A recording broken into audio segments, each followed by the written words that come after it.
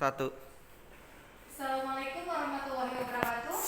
Waalaikumsalam warahmatullahi wabarakatuh. Sebelumnya perkenalkan, nama saya Amelia Nuraini. Saya merupakan salah satu mahasiswa dari Politeknik Negeri Lampung, jurusan Peternakan, program studi budidaya perikanan.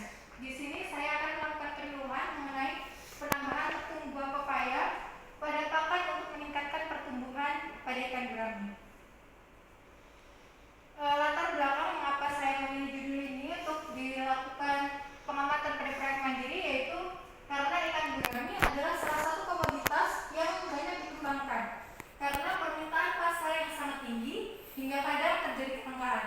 Namun, ada suatu kendala yang sering dihadapi oleh para pembudidaya dalam produksi ikan gurami ini, yaitu pertumbuhan yang dimiliki pada ikan gurami ini relatif lambat, baik pada fase pemeliharaan benih maupun pada fase pembesaran. Tujuan dari dilakukannya proyek mandiri yaitu untuk mengetahui manfaat enzim papain yang terdapat pada tepung buah pepaya terhadap pertumbuhan ikan gurami dengan parameter laju pertumbuhan harian, feed conversion ratio, dan survival rate. Kerangka pikir yaitu penambahan enzim papain dapat memberikan keuntungan bagi ikan gurami, seperti meningkatkan serapan protein pada ikan gurami sehingga dapat meningkatkan laju pertumbuhan pada ikan gurami. Dengan demikian diharapkan dapat mengurangi waktu pemeliharaan pada budidaya ikan gurami. Kenapa saya memilih kandungan buah pepaya? Buah pepaya itu karena kandungan pada buah pepaya sendiri mengandung bahan kimia yang bermanfaat baik itu pada daun, buah, getah maupun bijinya. Buah pepaya mengandung enzim papain. Kandungan lain yang terdapat pada buah pepaya yaitu protein, saponin, dan flavonoid. Di sini adalah cara pembuatan tepung buah pepaya. Yang pertama, melakukan pembersihan, di mana buah pepaya tersebut dikupas terlebih dahulu, lalu dibuang bijinya, dicuci pada air yang mengalir. Lalu selanjutnya proses penjemuran.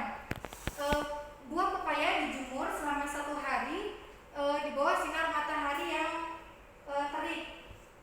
Apabila cuaca sedang tidak mendukung, dapat lebih dari 1 minggu. Lalu selanjutnya ada proses penggilingan. Setelah kering, kemudian buah pepaya di blender hingga menjadi tepung. Untuk pencampuran pada pakan sendiri, yaitu saya menggunakan pakan komersil PF1000, lalu disemprotkan dengan tepung buah pepaya yang sebelumnya dilarutkan. Ini hasil dari proyek mandiri saya. Pada pemeliharaan di awal, memang panjang benih ikan gurami memiliki perbedaan, di mana kolam perlakuan memiliki tubuh lebih panjang daripada kolam kontrol. Lalu ini pertumbuhan bobot, pertumbuhan berat yaitu bertambahnya berat selama periode waktu tertentu. Namun di sini pada akhir pemeliharaan didapatkan bahwa kolam kontrol memiliki bobot yang lebih tinggi dari kolam perlakuan. Hal ini diduga karena pada pakan yang diberikan pada kolam kontrol lebih banyak dan mulai banyak digunakan untuk pertumbuhan.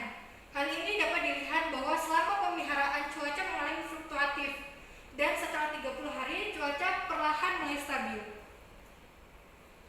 Lalu ada laju pertumbuhan harian. Laju pertumbuhan harian menunjukkan bahwa pada kolam perlakuan mengalami penurunan pertumbuhan di hari ke-30. Pertumbuhan ikan yang menurun dikarenakan curah hujan yang selalu berubah-ubah yang dapat mengakibatkan suhu pada kolam pemeliharaan juga berubah.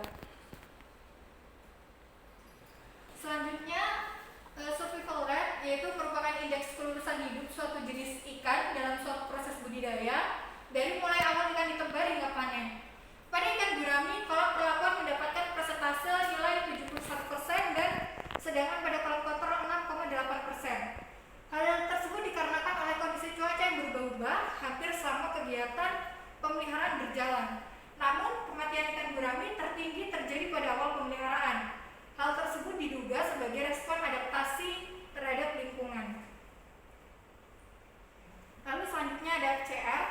FCR di sini dilihat bahwa pertumbuhan bobot ikan dan jumlah total pakan yang diberikan menghasilkan 2 pada kolam perlakuan dan kolam kontrol. Sehingga di sini dapat dilihat bahwa memang tidak berpengaruh nyata terhadap FCR ini, tepung buah pepaya tersebut.